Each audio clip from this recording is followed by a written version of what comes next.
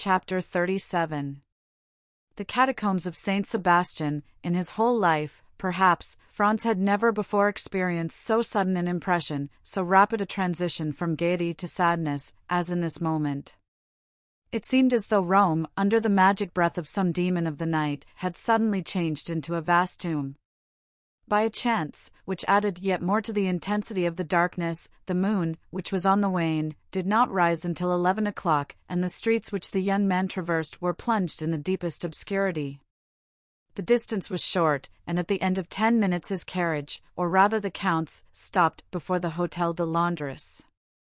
Dinner was waiting, but as Albert had told him that he should not return so soon, Franz sat down without him.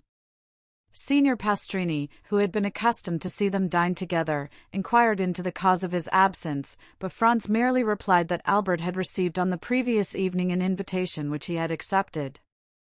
The sudden extinction of the Macaletti, the darkness which had replaced the light, and the silence which had succeeded the turmoil, had left in Franz's mind a certain depression which was not free from uneasiness. He therefore dined very silently, in spite of the officious attention of his host, who presented himself 2 or 3 times to inquire if he wanted anything. Franz resolved to wait for Albert as late as possible. He ordered the carriage, therefore, for 11 o'clock, desiring Signor Pastrini to inform him the moment that Albert returned to the hotel. At 11 o'clock Albert had not come back. Franz dressed himself, and went out, telling his host that he was going to pass the night at the Duke of Bracciano's. The house of the Duke of Bracciano is one of the most delightful in Rome. The Duchess, one of the last heiresses of the Colonnas, does its honors with the most consummate grace, and thus their fates have a European celebrity. Franz and Albert had brought to Rome letters of introduction to them, and their first question on his arrival was to inquire the whereabouts of his traveling companion. Franz replied that he had left him at the moment they were about to extinguish the Macaulay, and that he had lost sight of him in the Via Macello. "Then he has not returned?" said the Duke. "I waited for him until this hour," replied Franz. "And do you know whither he went?" "No, not precisely. However, I think it was something very like a rendezvous." "Diavolo," said the Duke, "this is a bad day, or rather a bad night, to be out late, is it not, Countess?" These words were addressed to the Countess G., who had just arrived, and was leaning on the arm of Signor Torlonia, the Duke's brother. "I think, on the contrary, that it is a charming night," replied the Countess, "and those who are here will complain of but one thing, that of its too rapid flight." "I am not speaking," said the Duke with a smile, "of the persons who are here. The men run no other danger than that of falling in love with you, and the women of falling ill of jealousy at seeing you so lovely. I meant persons who were out in the streets of Rome." "Ah," asked the Countess, "who is out in the streets of Rome at this hour, unless it be to go to a ball?" "Our friend, Albert de Morcerf, Countess, whom I left in pursuit of his unknown about 7 o'clock this evening," said Franz, "and whom I have not seen since." "And don't you know where he is?" "Not at all." "Is he armed?" "He is in masquerade." "You should not have allowed him to go," said the Duke to Franz, "you, who know Rome better than he does." "You might as well have tried to stop number 3 of the Barberi, who gained the prize in the race today," replied Franz, "and then moreover, what could happen to him?" "Who can tell? The night is gloomy, and the Tiber is very near the Via Macello." Franz felt a shudder run through his veins at observing that the feeling of the Duke and the Countess was so much in unison with his own personal disquietude. "I informed them at the hotel that I had the honor of passing the night here, Duke," said Franz, "and desired them to come and inform me of his return." "Ah," replied the Duke, "here, I think, is one of my servants who is seeking you." The Duke was not mistaken. When he saw Franz, the servant came up to him. "Your Excellency," he said, "the master of the Hôtel de Londres has sent to let you know that a man is waiting for you with a letter from the Viscount of Morcerf." "A letter from the Viscount?" exclaimed Franz. "Yes." "And who is the man?" "I do not know." "Why did he not bring it to me here?" "The messenger did not say." "And where is the messenger?" "He went away directly he saw me enter the ballroom to find you." "Oh," said the Countess to Franz, "go with all speed, poor young man. Perhaps some accident has happened to him." "I will hasten," replied Franz. "Shall we see you again to give us any information?" inquired the Countess. "Yes, if it is not any serious affair, otherwise I cannot answer as to what I may do myself." "Be prudent, in any event," said the Countess. "Oh, pray be assured of that." Franz took his hat and went away in haste. He had sent away his carriage with orders for it to fetch him at 2 o'clock. Fortunately the Palazzo Bracciano, which is on one side in the Corso, and on the other in the Square of the Holy Apostles, is hardly 10 minutes' walk from the Hôtel de Londres. As he came near the hotel, Franz saw a man in the middle of the street. He had no doubt that it was the messenger from Albert. The man was wrapped up in a large cloak. He went up to him, but, to his extreme astonishment, the stranger first addressed him. "What wants your Excellency of me?" inquired the man, retreating a step or two, as if to keep on his guard. "Are not you the person who brought me a letter," inquired Franz, "from the Viscount of Morcerf? Your Excellency lodges at Pastrini's hotel?" "I do." "Your Excellency is the traveling companion of the Viscount?" "I am." "Your Excellency's name is the Baron Franz d'Épinay.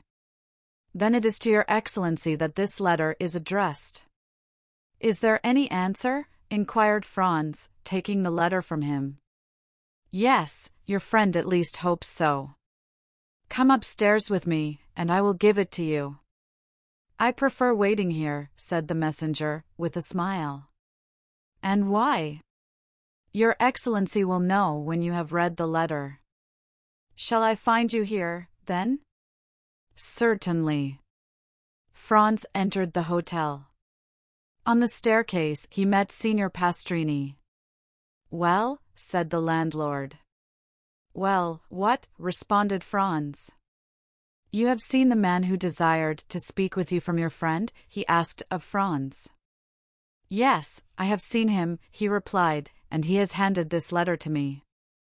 "Light the candles in my apartment, if you please." The innkeeper gave orders to a servant to go before Franz with a light. The young man had found Signor Pastrini looking very much alarmed, and this had only made him the more anxious to read Albert's letter, and so he went instantly towards the waxlight and unfolded it. It was written and signed by Albert. Franz read it twice before he could comprehend what it contained. It was thus worded: "My dear fellow, the moment you have received this, have the kindness to take the letter of credit from my pocketbook, which you will find in the square drawer of the secrétaire, add your own to it, if it be not sufficient. Run to Torlonia, draw from him instantly for 1,000 piastres, and give them to the bearer. It is urgent that I should have this money without delay. I do not say more, relying on you as you may rely on me. Your friend, Albert de Morcerf. P.S. I now believe in Italian banditti." Below these lines were written, in a strange hand, the following in Italian: "Se alla se della mattina le 4.000 piastre non sono nelle mie mani, alla set il Conte Alberto avrà cessato di vivere. Luigi Vampa." If by 6 in the morning the 4,000 piastres are not in my hands, by 7 o'clock the Count Albert will have ceased to live. This second signature explained everything to Franz, who now understood the objection of the messenger to coming up into the apartment. The street was safer for him. Albert, then, had fallen into the hands of the famous bandit chief, in whose existence he had for so long a time refused to believe. There was no time to lose. He hastened to open the secrétaire, and found the pocketbook in the drawer, and in it the letter of credit. There were in all 6,000 piastres, but of these 6,000 Albert had already expended 3,000. As to Franz, he had no letter of credit, as he lived at Florence, and had only come to Rome to pass 7 or 8 days. He had brought but 100 louis, and of these he had not more than 50 left.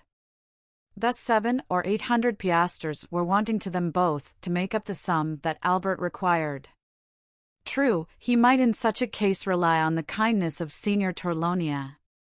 He was, therefore, about to return to the Palazzo Bracciano without loss of time, when suddenly a luminous idea crossed his mind.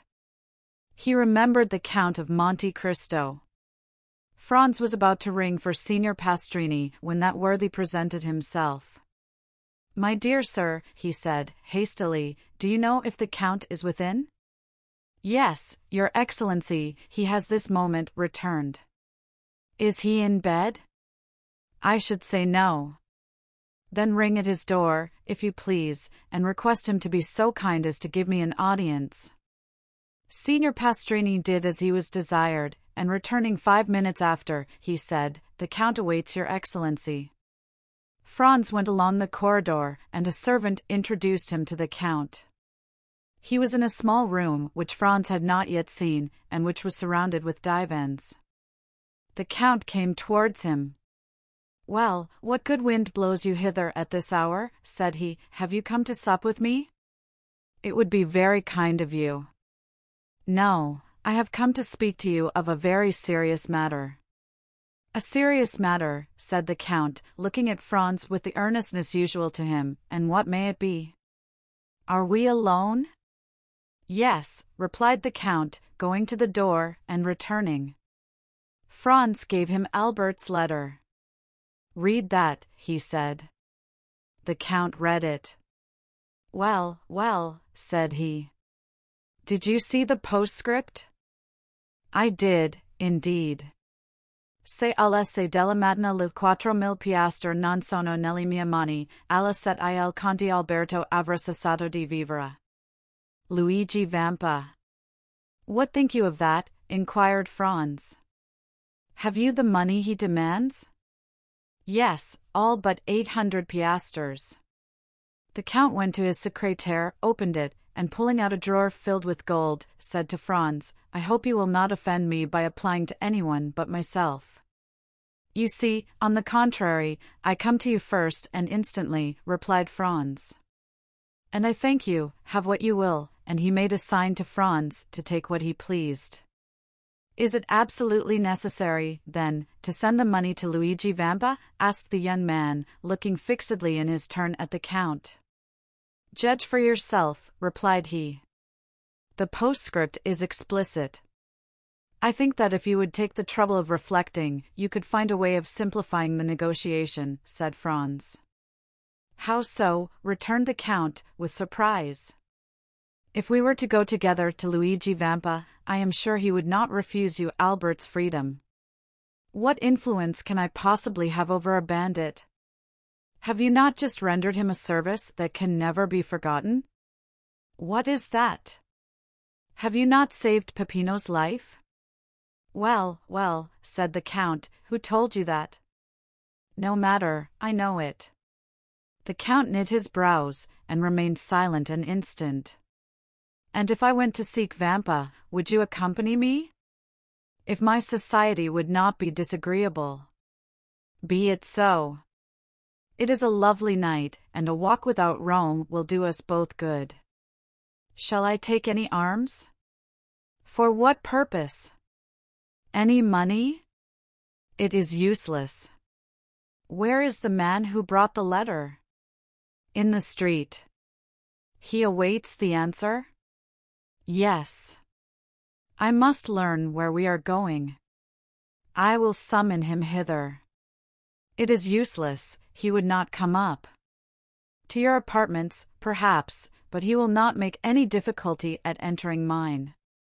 The Count went to the window of the apartment that looked onto the street, and whistled in a peculiar manner. The man in the mantle quitted the wall, and advanced into the middle of the street. "Salite," said the Count, in the same tone in which he would have given an order to his servant. The messenger obeyed without the least hesitation, but rather with alacrity, and, mounting the steps at a bound, entered the hotel. 5 seconds afterwards he was at the door of the room. "Ah, it is you, Peppino," said the Count. But Peppino, instead of answering, threw himself on his knees, seized the Count's hand, and covered it with kisses. "Ah," said the Count, "you have, then, not forgotten that I saved your life. That is strange, for it is a week ago." "No, Excellency, and never shall I forget it, returned Peppino, with an accent of profound gratitude. Never? That is a long time, but it is something that you believe so. Rise and answer. Peppino glanced anxiously at Franz. Oh, you may speak before His Excellency, said he is one of my friends. You allow me to give you this title, continued the Count in French, it is necessary to excite this man's confidence. You can speak before me, said Franz, I am a friend of the Count's. Good, returned Peppino. I am ready to answer any questions your Excellency may address to me. How did the Viscount Albert fall into Luigi's hands?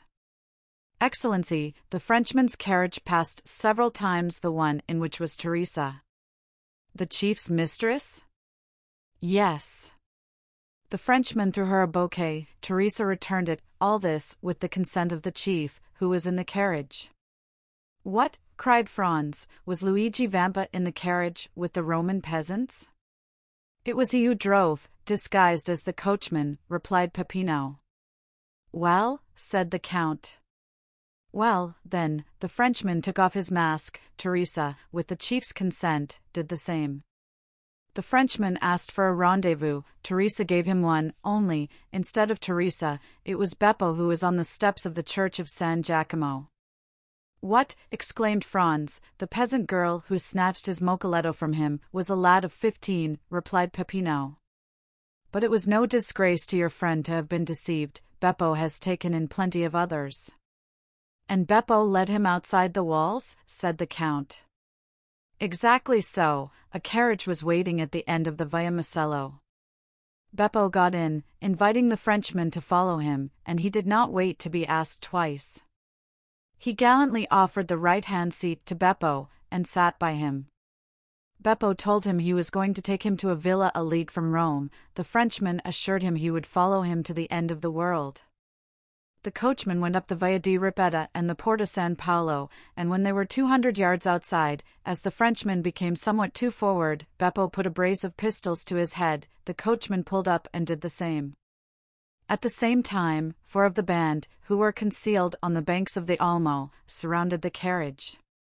The Frenchman made some resistance, and nearly strangled Beppo, but he could not resist 5 armed men, and was forced to yield.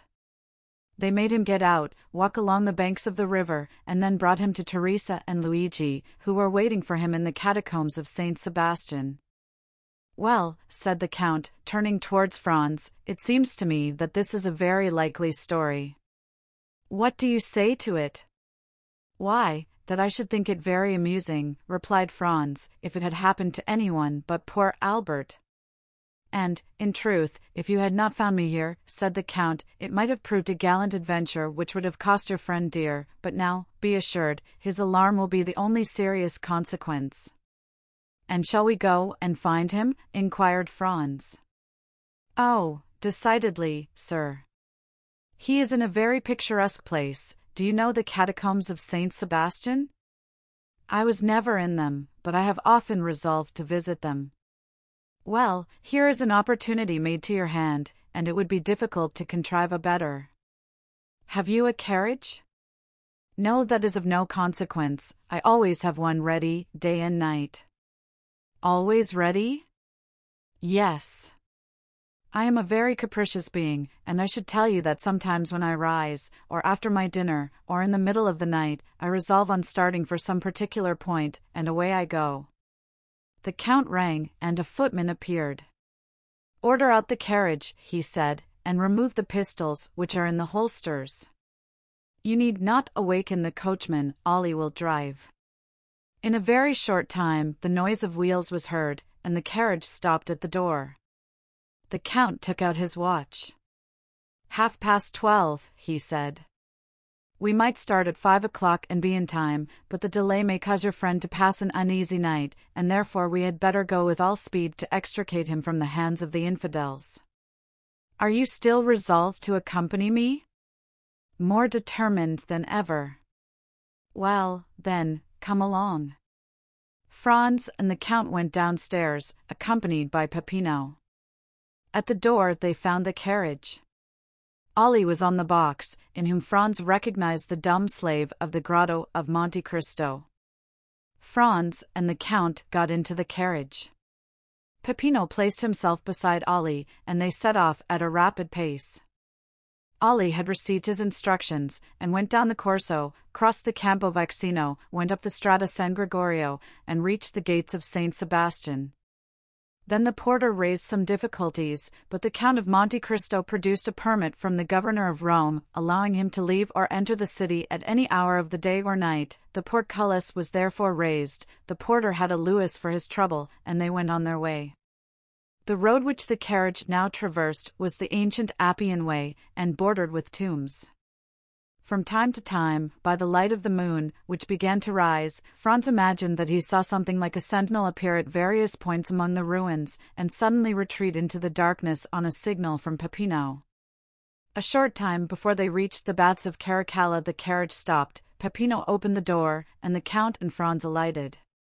"In 10 minutes," said the Count to his companion, "we shall be there." He then took Peppino aside, gave him an order in a low voice, and Peppino went away, taking with him a torch, brought with them in the carriage. 5 minutes elapsed, during which Franz saw the shepherd going along a narrow path that led over the irregular and broken surface of the Campagna, and finally he disappeared in the midst of the tall red herbage, which seemed like the bristling mane of an enormous lion. "Now," said the Count, "let us follow him." Franz and the Count in their turn then advanced along the same path, which, at the distance of 100 paces, led them over a declivity to the bottom of a small valley. They then perceived 2 men conversing in the obscurity. "Ought we to go on?" asked Franz of the Count, "or should we pause?" "Let us go on, Peppino will have warned the sentry of our coming." One of the 2 men was Peppino, and the other a bandit on the lookout. Franz and the Count advanced, and the bandit saluted them. "Your Excellency," said Peppino, addressing the Count, "if you will follow me, the opening of the catacombs is close at hand." "Go on, then," replied the Count. They came to an opening behind a clump of bushes and in the midst of a pile of rocks, by which a man could scarcely pass. Peppino glided first into this crevice. After they got along a few paces, the passage widened. Peppino passed, lighted his torch, and turned to see if they came after him. The Count first reached an open space, and Franz followed him closely. The passageway sloped in a gentle descent, enlarging as they proceeded. Still Franz and the Count were compelled to advance in a stooping posture, and were scarcely able to proceed abreast of one another. They went on 150 paces in this way, and then were stopped by, "Who comes there?" At the same time, they saw the reflection of a torch on a carbine barrel. "A friend," responded Peppino, and, advancing alone towards the sentry, he said a few words to him in a low tone, and then he, like the first, saluted the nocturnal visitors, making a sign that they might proceed. Behind the sentinel was a staircase with 20 steps. Franz and the Count descended these, and found themselves in a mortuary chamber. 5 corridors diverged like the rays of a star, and the walls, dug into niches, which were arranged one above the other in the shape of coffins, showed that they were at last in the catacombs. Down one of the corridors, whose extent it was impossible to determine, rays of light were visible. The Count laid his hand on Franz's shoulder. "Would you like to see a camp of bandits in repose?" he inquired. "Exceedingly," replied Franz. "Come with me, then." "Peppino, put out the torch." Peppino obeyed, and Franz and the Count were in utter darkness, except that 50 paces in advance of them a reddish glare, more evident since Peppino had put out his torch, was visible along the wall. They advanced silently, the Count guiding Franz as if he had the singular faculty of seeing in the dark. Franz himself, however, saw his way more plainly in proportion as he went on towards the light, which served in some manner as a guide. 3 arcades were before them, and the middle one was used as a door. These arcades opened on one side into the corridor where the Count and Franz were, and on the other into a large square chamber, entirely surrounded by niches similar to those of which we have spoken. In the midst of this chamber were 4 stones, which had formerly served as an altar, as was evident from the cross which still surmounted them. A lamp, placed at the base of a pillar, lighted up with its pale and flickering flame the singular scene which presented itself to the eyes of the two visitors concealed in the shadow. A man was seated with his elbow leaning on the column, and was reading with his back turned to the arcades, through the openings of which the newcomers contemplated him. This was the chief of the band, Luigi Vampa. Around him, and in groups, according to their fancy, lying in their mantles, or with their backs against a sort of stone bench, which went all round the columbarium, were to be seen 20 brigands or more, each having his carbine within reach. At the other end, silent, scarcely visible, and like a shadow, was a sentinel, who was walking up and down before a grotto, which was only distinguishable because in that spot the darkness seemed more dense than elsewhere.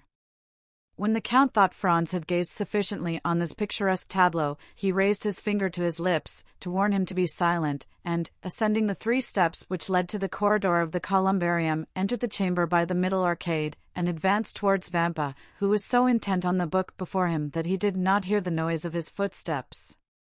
"Who comes there?" cried the sentinel, who was less abstracted, and who saw by the lamplight a shadow approaching his chief. At this challenge, Vampa rose quickly, drawing at the same moment a pistol from his girdle. In a moment all the bandits were on their feet, and 20 carbines were levelled at the Count. "Well," said he in a voice perfectly calm, and no muscle of his countenance disturbed, "well, my dear Vampa, it appears to me that you receive a friend with a great deal of ceremony." "Grand arms," exclaimed the chief, with an imperative sign of the hand, while with the other he took off his hat respectfully, then, turning to the singular personage who had caused the scene, he said, "Your pardon, your Excellency, but I was so far from expecting the honor of a visit, that I did not really recognize you." "It seems that your memory is equally short in everything, Vampa," said the Count, "and that not only do you forget people's faces, but also the conditions you make with them." "What conditions have I forgotten, your Excellency?" inquired the bandit, with the air of a man who, having committed an error, is anxious to repair it.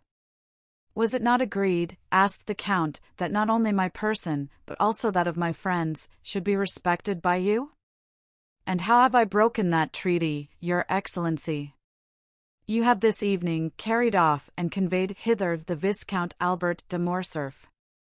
"Well," continued the Count, in a tone that made Franz shudder, "this young gentleman is one of my friends, this young gentleman lodges in the same hotel as myself, this young gentleman has been up and down the Corso for 8 hours in my private carriage, and yet, I repeat to you, you have carried him off, and conveyed him hither, and," added the Count, taking the letter from his pocket, "you have set a ransom on him, as if he were an utter stranger." "Why did you not tell me all this, you?" inquired the brigand chief, turning towards his men, who all retreated before his look. "Why have you caused me thus to fail in my word towards a gentleman like the Count, who has all our lives in his hands? By heavens! If I thought one of you knew that the young gentleman was the friend of his Excellency, I would blow his brains out with my own hand." "Well," said the Count, turning towards Franz, "I told you there was some mistake in this." "Are you not alone?" asked Vampa with uneasiness. "I am with the person to whom this letter was addressed, and to whom I desired to prove that Luigi Vampa was a man of his word. Come, your Excellency," the Count added, turning to Franz, "here is Luigi Vampa, who will himself express to you his deep regret at the mistake he has committed." Franz approached, the chief advancing several steps to meet him. "Welcome among us, your Excellency," he said to him. "You heard what the Count just said, and also my reply. Let me add that I would not for the 4,000 piastres at which I had fixed your friend's ransom, that this had happened." "But," said Franz, looking round him uneasily, "where is the Viscount? I do not see him." "Nothing has happened to him, I hope," said the Count frowningly. "The prisoner is there," replied Vampa, pointing to the hollow space in front of which the bandit was on guard, "and I will go myself and tell him he is free." The chief went towards the place he had pointed out as Albert's prison, and Franz and the Count followed him. "What is the prisoner doing?" inquired Vampa of the sentinel. "Ma foi, Captain," replied the sentry, "I do not know. For the last hour I have not heard him stir." "Come in, your Excellency," said Vampa. The Count and Franz ascended 7 or 8 steps after the chief, who drew back a bolt and opened a door. Then, by the gleam of a lamp, similar to that which lighted the columbarium, Albert was to be seen wrapped up in a cloak which one of the bandits had lent him, lying in a corner in profound slumber. "Come," said the Count, smiling with his own peculiar smile, "not so bad for a man who is to be shot at 7 o'clock tomorrow morning." Vampa looked at Albert with a kind of admiration. He was not insensible to such a proof of courage. "You are right, Your Excellency," he said. "This must be one of your friends."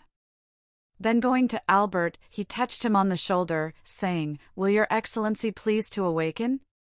Albert stretched out his arms, rubbed his eyelids, and opened his eyes. "Oh," said he, "is it you, Captain? You should have allowed me to sleep.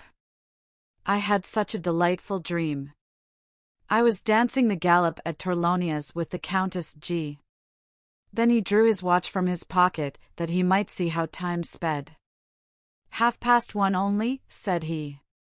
"Why the devil do you rouse me at this hour?" "To tell you that you are free, Your Excellency." "My dear fellow," replied Albert, with perfect ease of mind, "remember, for the future, Napoleon's maxim, never awaken me but for bad news. If you had let me sleep on, I should have finished my gallop, and have been grateful to you all my life." "So, then, they have paid my ransom?" "No, Your Excellency." "Well, then, how am I free?" "A person to whom I can refuse nothing has come to demand you." "Come hither?" "Yes, hither." "Really?" "Then that person is a most amiable person." Albert looked around and perceived Franz. "What," said he, "is it you, my dear Franz, whose devotion and friendship are thus displayed?" "No, not I," replied Franz, "but our neighbor, the Count of Monte Cristo."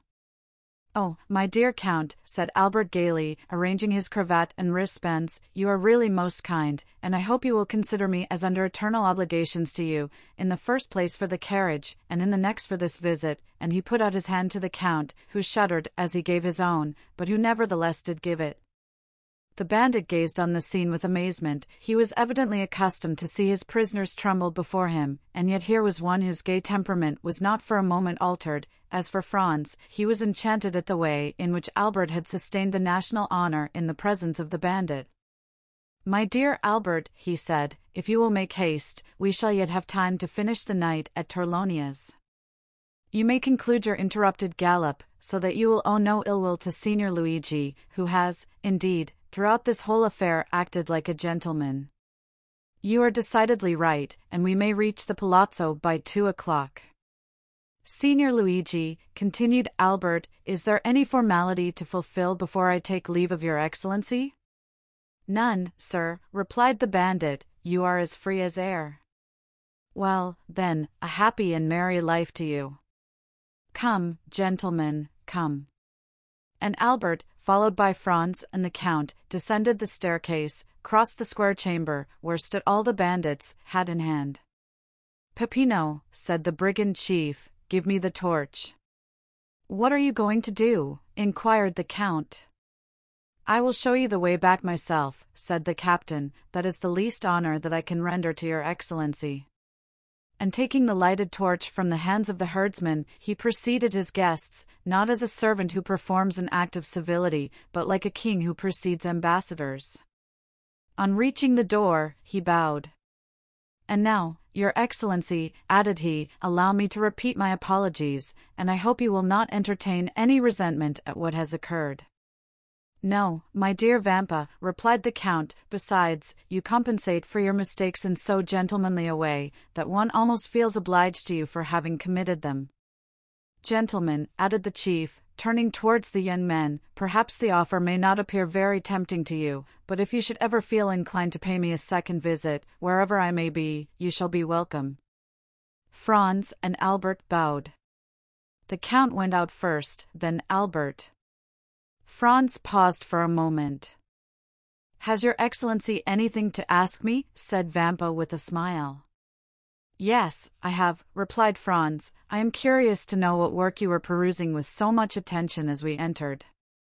Caesar's Commentaries, said the bandit, it is my favorite work. Well, are you coming? Asked Albert. Yes, replied Franz, here I am, and he, in his turn, left the caves. They advanced to the plain. Ah, your pardon, said Albert, turning round, will you allow me, Captain? And he lighted his cigar at Vampa's torch. Now, my dear Count, he said, let us on with all the speed we may. I am enormously anxious to finish my night at the Duke of Bracciano's. They found the carriage where they had left it. The Count said a word in Arabic to Ali, and the horses went on at great speed. It was just 2 o'clock by Albert's watch when the two friends entered into the dancing room. Their return was quite an event, but as they entered together, all uneasiness on Albert's account ceased instantly. Madam, said the Viscount of Morcerf, advancing towards the Countess, yesterday you were so condescending as to promise me a gallop. I am rather late in claiming this gracious promise, but here is my friend, whose character for veracity you well know, and he will assure you the delay arose from no fault of mine. And as at this moment the orchestra gave the signal for the waltz, Albert put his arm round the waist of the Countess, and disappeared with her in the whirl of dancers. In the meanwhile, Franz was considering the singular shudder that had passed over the Count of Monte Cristo at the moment when he had been, in some sort, forced to give his hand to Albert.